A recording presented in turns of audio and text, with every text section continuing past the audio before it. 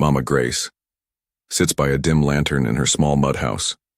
The night is heavy, and her eyes are heavy too, tired from years of struggle. She remembers the man she once called husband, his laughter, his promises. He passed away very quickly through illness, leaving her with a child in her arms and a future filled with thorns. She looks at her rough hands, cracked from selling firewood, and whispers, "It was worth it for Paul." But tonight her heart trembles with doubt. Paul has grown, has left for the city, and the silence between them stretches like a desert. She has not seen him, has not felt his support. She wonders if her sacrifices have been forgotten. The fear presses harder than hunger. "Have I raised a stranger?" she asks the night. She closes her eyes, but peace does not come. A storm is rising in her chest, and she knows soon she will test the truth of her son's love. The morning sun rises, painting her wrinkled face with gold. Mama Grace ties her wrapper and sits by her wooden stool, staring into the distance. She recalls walking miles barefoot, carrying firewood on her head so Paul could have exercise books. She remembers cooking watery soup so that he might eat enough. She remembers hiding her hunger behind smiles, telling him she had already eaten. Every drop of sweat was poured into her son's future. And now, silence. Not a single letter, not a single visit, not even a coin sent back home. Neighbors whisper. Some say Paul has become a big man in the city, riding cars and wearing suits. Others say he has no time for his poor mother. Their words sting like toxic substance. Mama Grace tries to defend him, but her heart cracks. That evening, she kneels on the mud floor and prays. "God, reveal the heart of my son to me. Let me not pass away with questions in my soul." Her prayer is heavy, and so is her decision. Days later, she rises before dawn. She pulls out an old sack of rags from the corner of her room. Her hands shake as she dusts them, clothes that smell of age and sorrow. Slowly, she wraps herself in them, layer after layer until the proud mother is gone and only a beggar remains. She rubs ash on her face, hides her hair beneath a dirty scarf, and looks at her reflection in a broken mirror. The woman staring back at her is not Mama Grace. It is an old lost stranger. She breathes deep, picks up a walking stick and steps out of her hut. The journey is long, her feet aching on the rough road, but she does not turn back. Each step is a prayer, each mile a wound. She is going to the city, not to beg for bread, but to beg for truth. When the lights of the city finally glitter before her eyes, her heart races. Somewhere among those shining streets is her son. She wonders what kind of man he has become. She finds a spot near a tall office building. People hurry past, dressed in fine clothes, talking into shining phones. No one looks at her, no one cares. She lowers her head, stretches out her hand and whispers, "Help me, please." Hours pass. Her throat grows dry, her body weak. Still, no one stops. Then one afternoon, she sees him. Paul, her son. He walks with two young men, laughter rolling from his lips. He is dressed in a suit finer than she ever dreamed. Her eyes water. Her boy has truly become a man. She whispers, trembling, "Paul." But the word stays in her throat. She must test him. She must know. She stretches out her hand and says in a low voice, "Please, my son, help a poor old woman." Paul stops, frowns, and steps back. His friends laugh. "Dirty woman, don't touch me." Paul's voice cuts through her heart like a blade. He pushes her aside with the back of his hand. Laughter from his friends fills the air, cruel and sharp. Mama Grace falls to the ground, her bones aching. She feels the sting of gravel on her palms, but the pain in her chest is worse. Paul does not look back. He walks away with his friends, his laughter echoing in her ears. Tears blur her eyes, but she wipes them quickly. She cannot reveal herself yet. Not now. Not after only one attempt. She will return. She must know if this was just pride before his friends, or if her son's heart is truly cold. That night she sleeps by the roadside, hungry and shivering. She clutches her scarf and whispers to herself, "Maybe tomorrow will be different." But deep down, a shadow is growing in her heart. The next morning, Mama Grace rises slowly, her back stiff from sleeping on bare ground. The city stirs awake around her, cars honking, people rushing to work, the smell of roasted corn floating through the air. But her heart feels heavy, bruised by yesterday's encounter. Still, she whispers to herself, "A mother does not give up after one rejection." She ties her scarf tighter and limps back to the same spot near Paul's office. Hours pass like heavy stones. She watches men and women drop coins into the hands of other beggars but pass her by without a glance. Her stomach grumbles. At last, she sees Paul again. This time he is alone, talking on his phone. Mama Grace forces courage into her voice. She stretches out her hand and whispers, "My son, help me." Paul glances at her, his eyes narrowing. His lips curl in disgust. He reaches into his pocket, pulls out a shiny coin, and tosses it at her feet. "Take that and get away from here. You smell." The coin bounces on the ground, rolling toward the gutter. Mama Grace does not move to pick it up. Her hands tremble. Her own child, mocking her. Paul walks away without another word, leaving her kneeling on the roadside, eyes wet with shame. That night, the city grows cold. Mama Grace curls up beneath a shop front, hugging herself to stay warm. She hears footsteps of people passing, laughter from those going home to families. She wonders if Paul even remembers her face, her sacrifices, her tears. In the darkness, memories haunt her. She recalls when Paul was just a boy, sick with fever. She had run through rain to find medicine, even selling her wrapper to pay for it. She recalls the day he was accepted into school and she danced through her stomach was empty. And now, this? Her heart cracks, but she tells herself, "I must endure. Tomorrow I will try again." At dawn, she forces herself up and returns once more. This time she does not whisper. Her voice is louder, stronger. "Please, son, I beg you, don't turn me away." Paul stops, irritated, and the people nearby turn to watch. Shame rises in Paul's chest.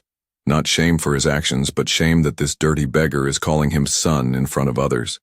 His pride flares like fire. He steps closer, his face hard. "I warned you yesterday," he snaps. "Do not stand near my office, you are scaring people away." Mama Grace trembles. She lowers her head, her hands shaking. The crowd around them murmurs, some watching with pity, others with curiosity. Paul, feeling their eyes, grows harsher.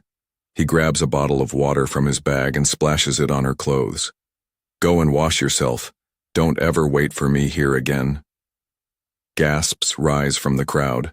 The old woman's clothes cling wet to her frail body. She shivers, her scarf slipping to the ground.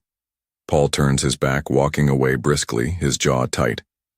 Mama Grace bends down slowly, picks up the scarf, and ties it again. She says nothing, but her tears drop silently to the wet ground.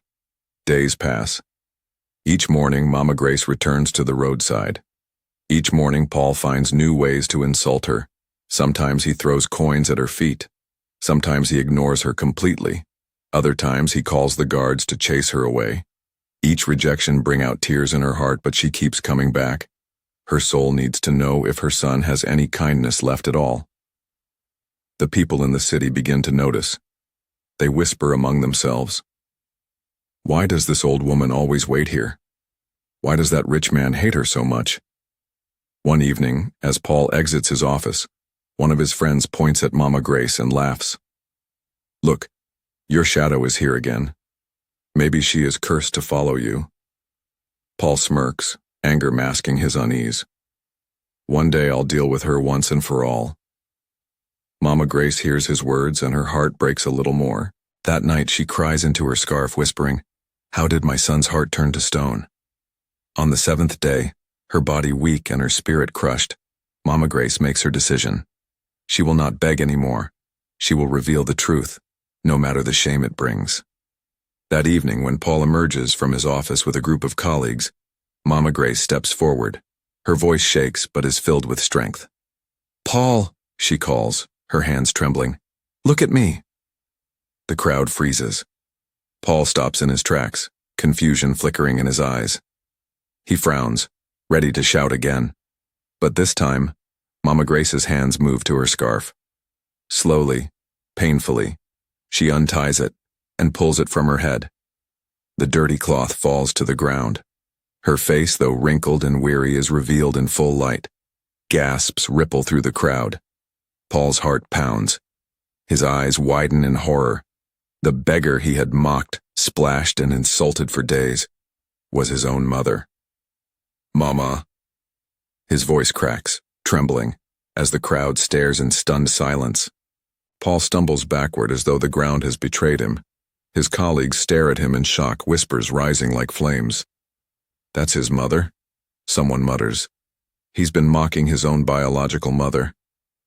Paul's knees weaken. He stares at Mama Grace, her tired eyes filled with tears, her frail body trembling from days of hunger.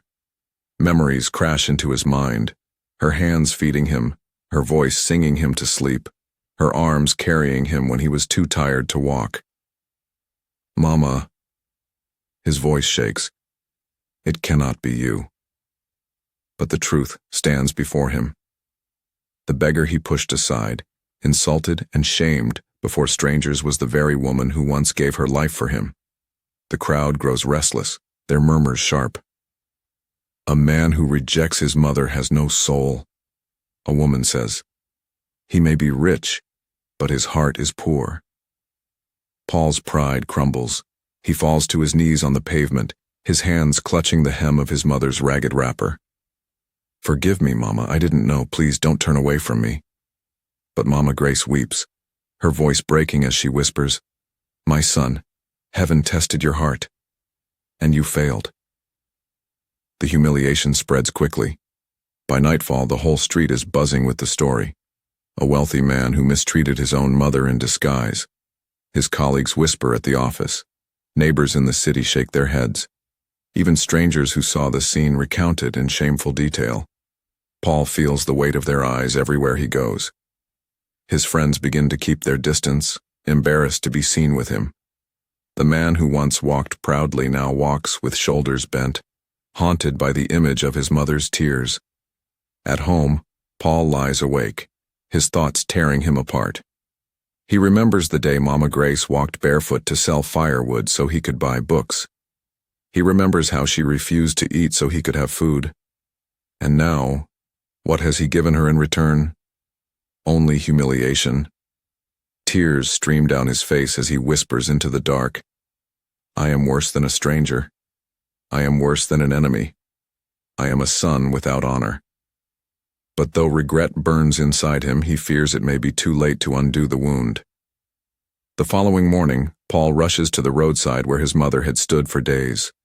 He hopes to find her, to beg her forgiveness again, but the spot is empty. Only dust remains and the faint smell of roasted corn in the air. Panic seizes him. He searches the nearby streets, asking other beggars if they have seen the old woman. Some shake their heads. One man says, "She left before dawn. She looked broken. She whispered something about going home." Paul feels his chest tighten.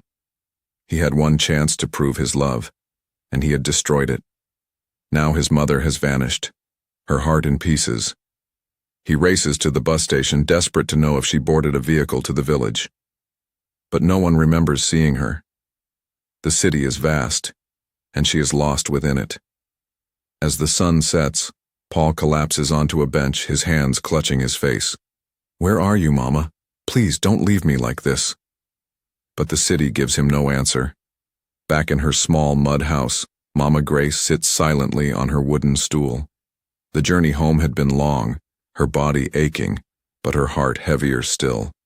She stares at the firewood stacked in the corner, remembering the years of struggle that once gave her strength. She whispers softly, "I wanted to believe you had not forgotten me, Paul, but the truth has broken me." Her neighbors come to visit, curious about her sudden return. She says little, only that she was tired of the city. But at night, alone, her tears fall freely. The son she raised with hunger and sweat had shown the world how small his heart had become. Yet even in her pain, her mother's love does not fade. She prays by her bedside, her voice weak but steady. Lord, touch my son's heart. Even if he hurt me, do not let him be lost. Give him wisdom before the world swallows him. Her tears wet the floor as she kneels, the sound of crickets filling the night. Meanwhile, Paul wanders the city like a ghost. Food has no taste. Work brings no joy. He is haunted by the faces of those who mocked him and the voice of his mother calling his name. His colleagues whisper behind his back, calling him heartless, soulless. One evening, he returns to the roadside, unable to let go. He kneels where his mother once stood, pressing his forehead to the ground. Passers-by look at him with pity and scorn. "Why are you kneeling there?" someone asks. Paul lifts his face, his eyes red with tears. "This is where I lost my honor. This is where I shamed the woman who gave me life." The people shake their heads and walk on. But Paul remains, kneeling in the dust, whispering her name again and again. "Mama, forgive me. Please come back." But only silence answers. Paul cannot bear the silence any longer. He decides to leave the city and search for his mother in the village. Before dawn, he packs a small bag, but as he stares at his fine suits and polished shoes, shame overwhelms him. He remembers splashing water on her rags, mocking the very suffering that gave him life. He changes into simple clothes and boards a bus heading home. The journey feels longer than ever before. Every tree, every dusty road reminds him of her sacrifices. He recalls how she once walked barefoot on these same paths, firewood heavy on her back, just so he could go to school. Tears blur his vision. When he finally steps off the bus, the village greets him with silence. Children stare, women whisper, and men fold their arms. The story of what happened in the city has already spread. Paul can feel their judgment like burning coals on his skin. He walks slowly toward the small mud house he once called home, his heart pounding with fear. What if she refuses to see him? What if her heart has closed forever? Mama Grace sits quietly outside her hut, weaving a mat, when she sees a figure walking down the path. For a moment, her heart jumps. Paul. But then the memory of his cruelty strikes her like a whip. Her hands freeze. Paul approaches slowly, his head bowed. The boy she once carried is now a man broken by shame. He kneels before her, his voice cracking. "Mama, I have come home. Forgive me." Mama Grace says nothing. She studies his face, the same face she once kissed goodnight, now twisted with regret. Her neighbors gather at a distance, watching. Some whisper, "She should chase him away." Others say, "No mother can truly hate her child." Paul weeps openly, his tears falling on the dusty ground. "I am nothing without you, Mama. I thought wealth made me strong, but I am empty. Forgive me." Still, Mama Grace's lips remain sealed, her heart battling between anger and love. Night falls, and Paul remains kneeling outside the hut. The neighbors grow restless, telling him to stand, to go inside, but he refuses. "I will not move until my mother forgives me," he says firmly. Hours pass. Mosquitoes bite his skin, and the night air chills his bones, but Paul does not rise. He remembers the times she had stayed awake by his sickbed, sacrificing her rest for his health. Now, it is his turn to endure for her. Inside the hut, Mama Grace hears his cries. Her heart aches. She wants to open the door, to hold him as she once did when he was a child. But the wounds in her soul are deep, and fear whispers, "If he could treat me so cruelly once, will he not forget me again?" Paul's voice grows weaker, hoarse with pain. "Mama, I will stay here until you believe me. Even if the sun rises and falls 100 times, I will not leave. The crickets sing. The stars witness his shame. And still, Mama Grace sits in silence. By morning, Paul's clothes are soaked with dew, his eyes swollen from weeping. The villagers gather again, some mocking him, others pitying him. The proud man of the city is now begging like a child, one says. But Paul ignores them. His focus remains on the hut where his mother hides her tears. Finally, an elder of the village approaches Mama Grace. He speaks gently. A mother's heart is soft, but it can also bleed. You carried him in your womb, raised him with suffering. Do not let anger close the door forever. The world is watching, and heaven is too. Mama Grace closes her eyes.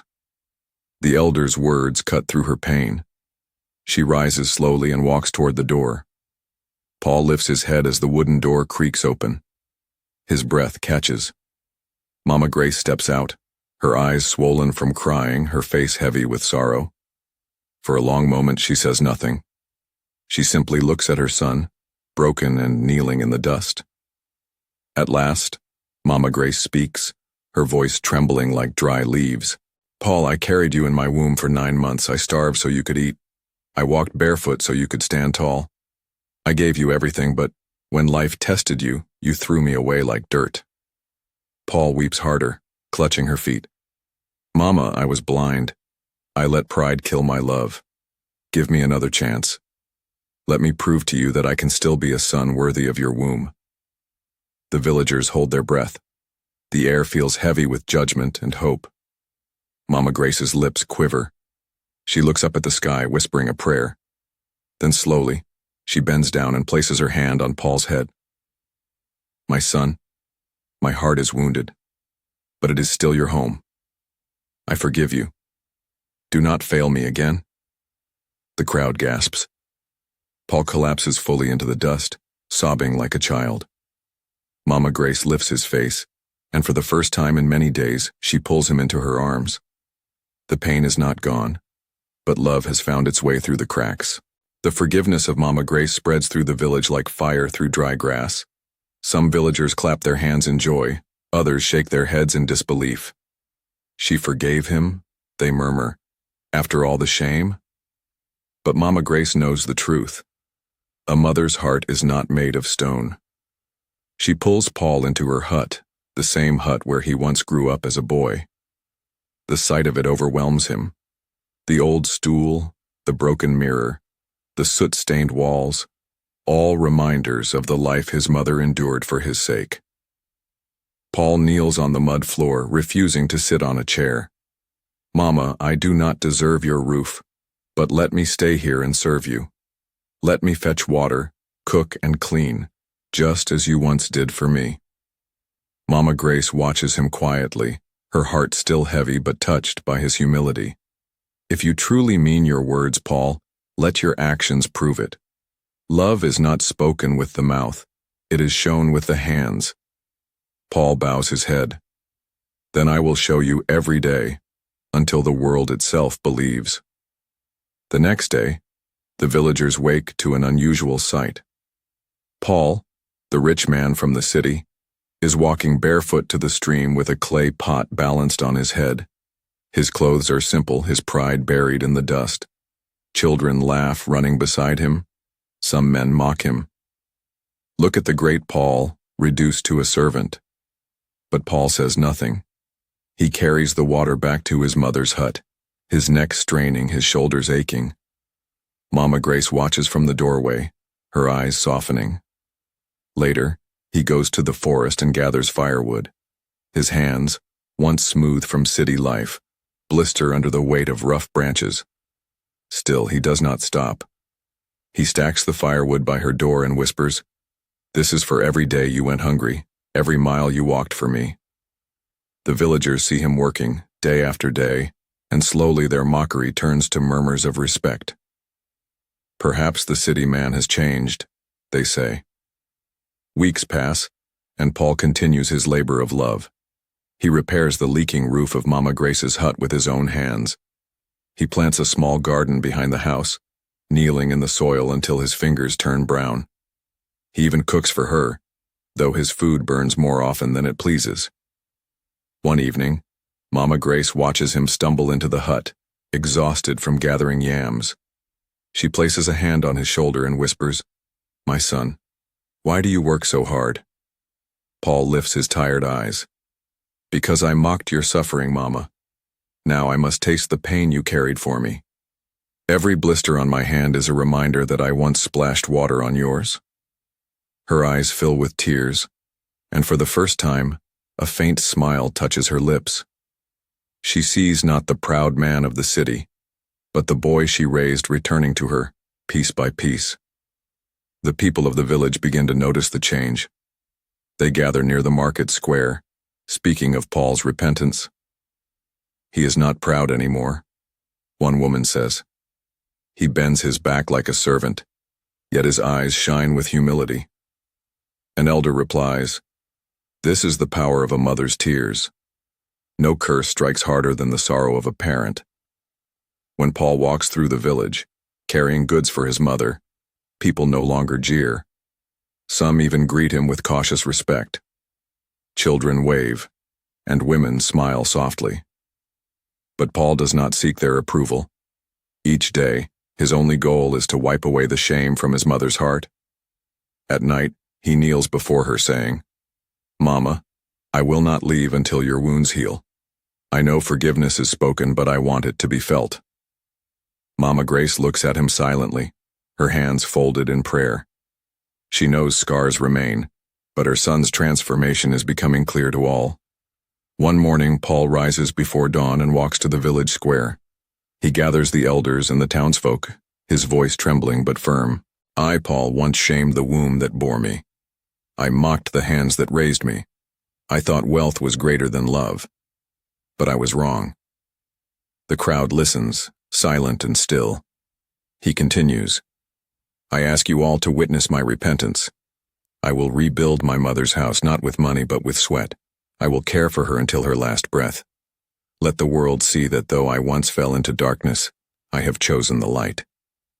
The villagers nod, murmuring among themselves. Some wipe tears from their eyes. Mama Grace stands at the edge of the crowd, her heart swelling with quiet pride. For the first time since the city broke her spirit, she feels hope returning. Her son is not lost. He is finding his way home. Paul begins the rebuilding of his mother's hut. Not with hired workers, not with the money that once made him arrogant, but with his own sweat. He carries clay, kneads mud with his bare hands, and lifts heavy wood for the beams. The villagers gather to watch, some astonished, others moved. "Is this the same Paul who once mocked beggars in the city?" one man asks. "Pride has been burned from him," another replies. Day after day, Paul works under the scorching sun. His palms blister, his back aches, but he refuses to rest. He remembers Mama Grace's bent frame as she once carried firewood, and he whispers to himself, "If she did it for me, then I can do it for her." At night, he sleeps on the floor of the unfinished hut, refusing comfort until the work is done. Mama Grace watches quietly. Each strike of his hammer, each bead of sweat, chips away at the sorrow in her heart. Weeks later, the hut stands complete, a modest but strong home, its roof thatched neatly, its walls firm. The villagers gather to see it, their eyes wide with respect. Paul, once a figure of shame, is now spoken of as a man of humility. He invites everyone inside. They step in and find mats neatly laid, food prepared, and water jars filled. Paul stands in the center and says, "This house is not built of mud alone. It is built of repentance, of tears, of love renewed." The crowd murmurs with awe. Some nod approvingly, others wipe their eyes. Mama Grace steps forward, her voice soft but steady. "This house is not only mine, it is our story, a reminder that even when a child fails, he can rise again if his heart is willing." The villagers leave that evening with hearts stirred, carrying the lesson in silence. Yet Paul knows his work is not finished. Forgiveness has been spoken, but wounds remain. He devotes himself daily to caring for his mother. He wakes before dawn to fetch water. He weeds the garden. He sells yams in the market, placing the money in her hands with humility. Each evening, he kneels before her, saying, "Mama, thank you for not casting me away. Thank you for giving me life twice, once in your womb and once in your mercy." Mama Grace listens, her heart softening. Slowly the bitterness fades, replaced by a deep, quiet peace. She begins to smile again, her laughter returning like sunlight after rain. One night, as Paul serves her food, she takes his hand and says, "My son, your repentance has healed me more than your wealth ever could. The world saw your shame, but now they see your change, and I see my boy again." Paul's tears fall freely, but this time they are tears of joy. News of Paul's transformation spreads beyond the village. Travelers carry the story to nearby towns, how a rich man mocked his mother in disguise, and how he later humbled himself to win her forgiveness. Some mock him still, saying, "Why lower yourself so far?" But others speak with reverence.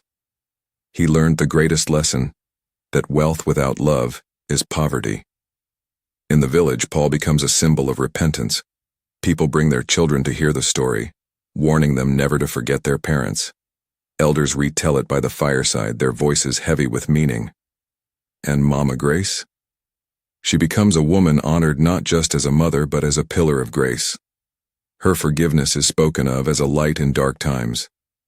Yet for her, the greatest reward is simple: the sight of her son, no longer proud, no longer distant, but sitting by her side every evening as the crickets sing. One evening, under the soft glow of the moon, Paul kneels before Mama Grace once more, but this time, his voice is steady, not broken. "Mama, I do not ask for forgiveness again. You have already given it. Tonight I make you a vow. I will honor you until your last breath, and when you are gone, I will carry your memory as my crown." Mama Grace smiles, her eyes wet with gentle tears. She places her trembling hands on his head and whispers, "My son, I forgave you not because you deserved it, but because love demanded it. May you never forget this lesson, and may your children learn it from you." The wind stirs the trees, carrying her words into the night. Paul bows deeply, holding her hands as though they are treasures of gold. Moral lesson: parents are not burdens, but blessings. The womb that bore you, the hands that raised you, are the roots of your soul. Honor them, for when pride blinds the heart, only humility can restore the light. Dear viewers, you just heard a story that carries a powerful lesson, one that could change someone's life, open a mind, or heal a heart. But if you walk away without liking, sharing, or subscribing, it's like silencing the voice of our ancestors who passed down these tales. Don't let their wisdom fade. Don't be the reason the next person never hears this message. Like, share, subscribe. Let the story live on. Thank you for watching.